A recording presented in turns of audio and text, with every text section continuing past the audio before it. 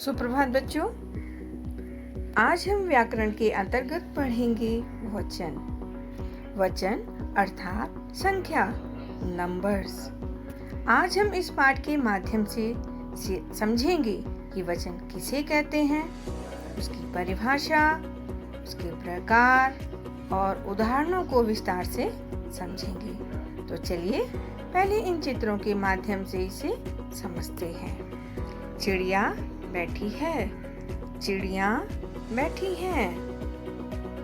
अमित के पास एक गुब्बारा है, नेहा के पास कई गुब्बारे हैं। बच्चों, अंतर समझ आया?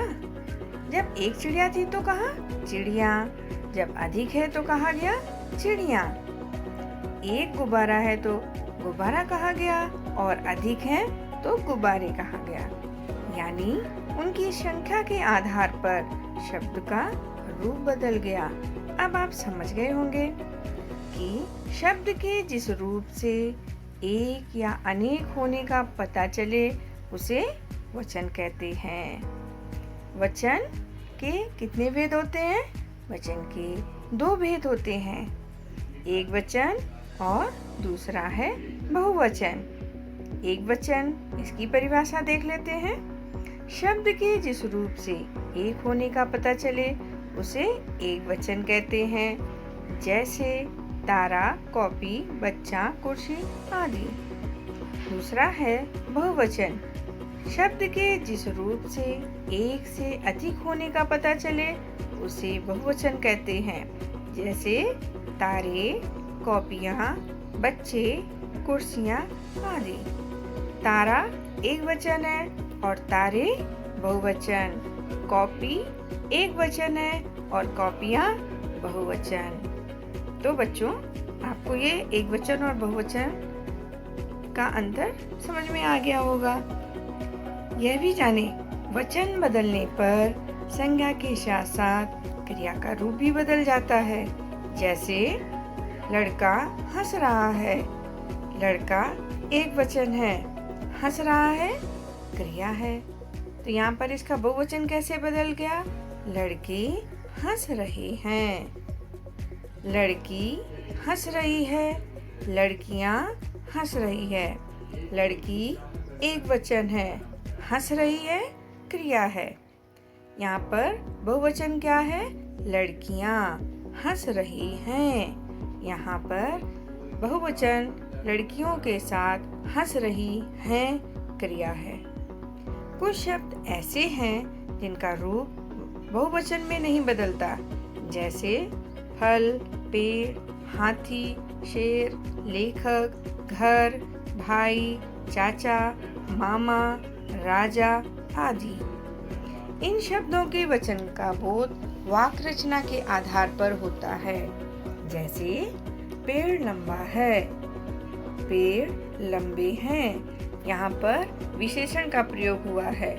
पेड़ लंबा है, पेड़ की विशेषता क्या है? वो लंबा है। तो यहाँ पर लंबा शब्द क्या हो गया? विशेषण। टमाटर रखा है, रखा है क्रिया का प्रयोग है।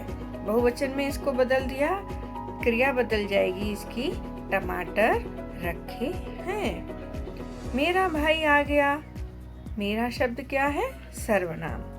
तो यहाँ पर मेरे भाई आ गए। परंतु ने, के, से, में आदि लगाने पर इन शब्दों का रूप बदल जाता है। जैसे फलों का टोकरा ले आओ, पेड़ों पर पक्षी बैठे हैं, हाथियों ने शेर से मुकाबला किया। बच्चों, कुछ शब्द सदा एक वचन और कुछ सदा बहुवचन में प्रयोग किए जाते हैं। जैसे सदा एक वचन रहने वाले शब्द और दूसरा है सदा बहुवचन। दूध उबल गया, पानी बरस रहा है, तेल बिखरा है। बहुवचन में जो सदा रहते हैं, आँख से आंसू बह रहे हैं, बाजार से में बहुत लोग हैं, भूख से प्राण निकल गए। बच्चों, कुछ शब्दों के बहुवचन इस प्रकार हैं, एक वचन और बहुवचन। देख लेते हैं इन्हें भी।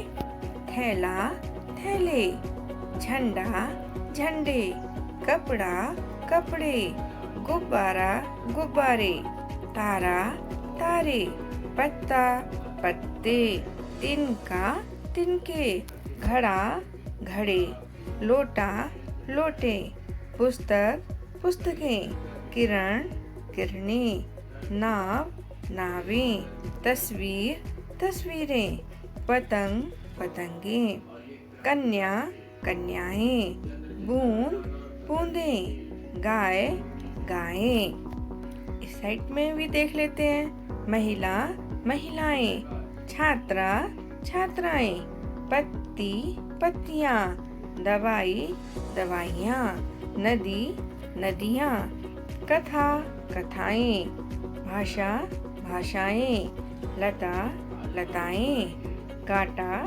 कांटे, छुट्टी, छुट्टियाँ, चिट्ठी, चिट्ठियाँ, रस्सी, रस्सियाँ, मेरा, हमारा, वह, वे, यह, ये, सुई, सुइयाँ, लड़का, लड़के। हम जान गए क्या?